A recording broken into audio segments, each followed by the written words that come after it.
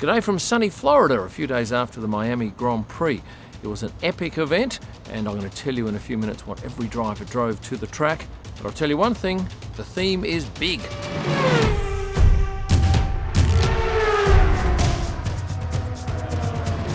Straight into it.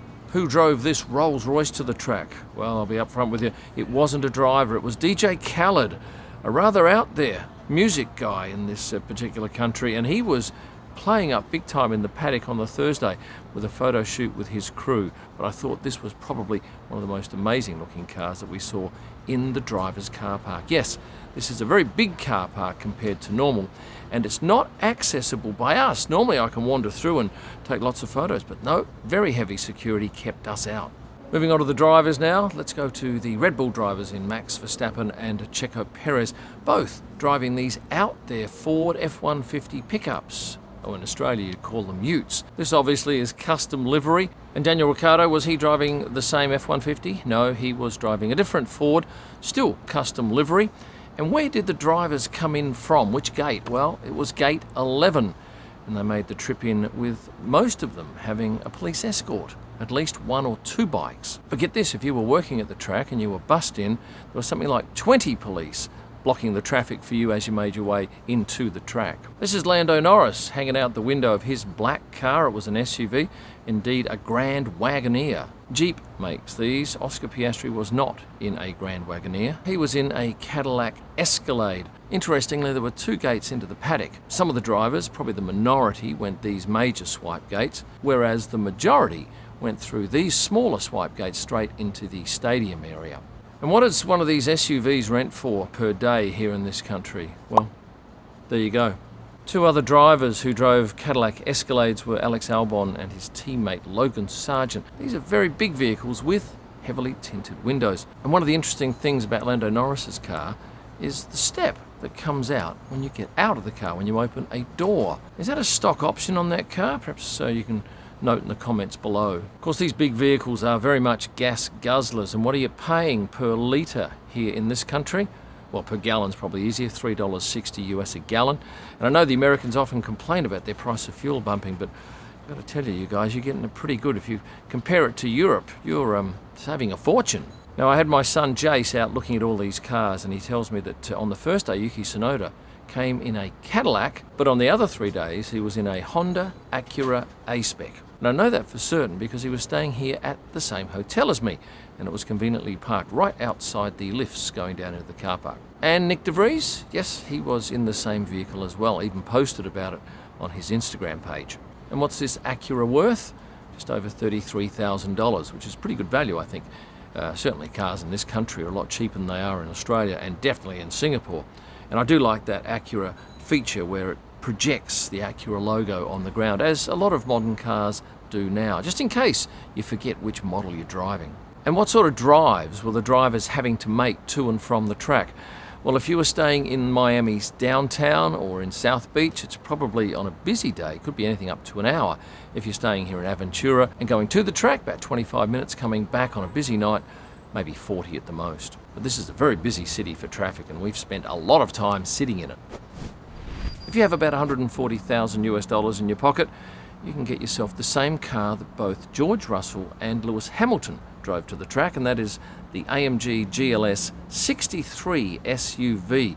Lewis had a red one. Now, from memory, he had a red one last year, and actually on the final day, the car turned up with a bing in the front bumper. Although that would not have been his driving, he does not drive to the track. Normally, it would be Angela Cullen driving to the track. However, Angela has parted company with Lewis, as you probably know. I did a video on that a couple of months ago, and I'm told he's unlikely to get a replacement for Angela.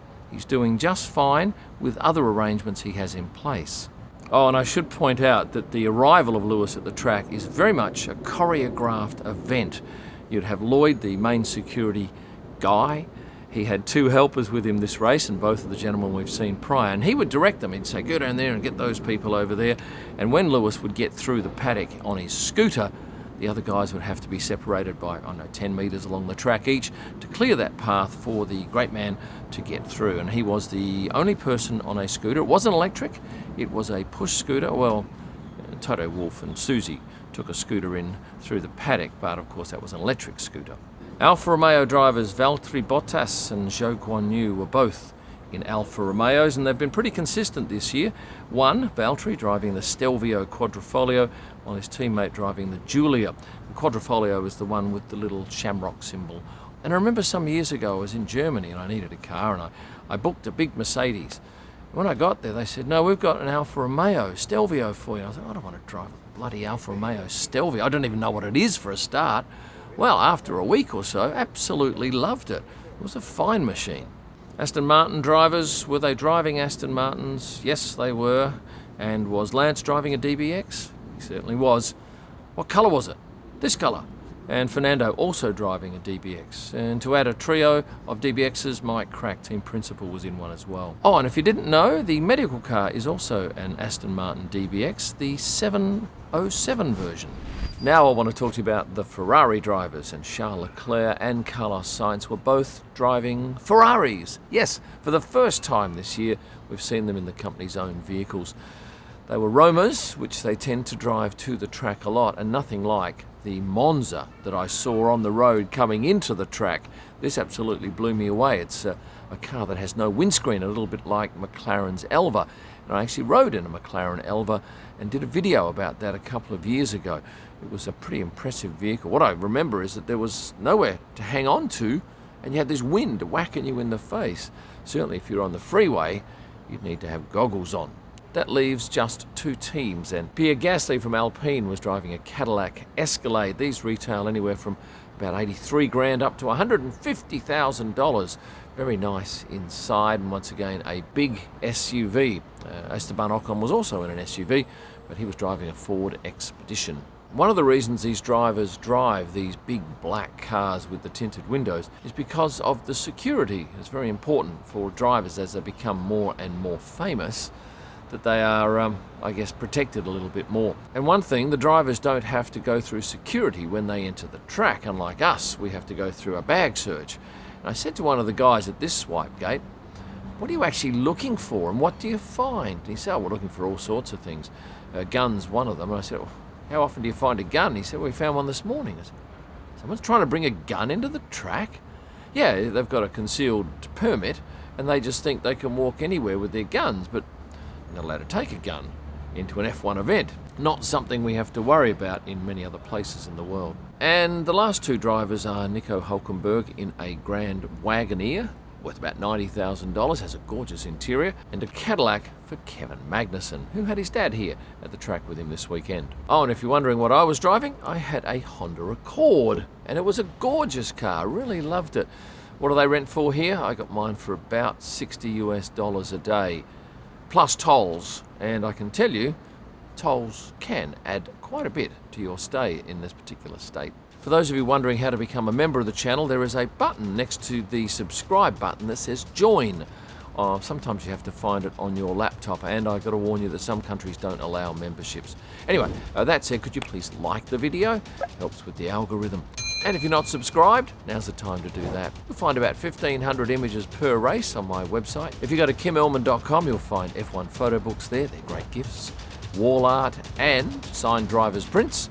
And for my best images live from the track and all during the week, go to Instagram, search my name at Kim Ellman. Thanks for watching, and stay passionate.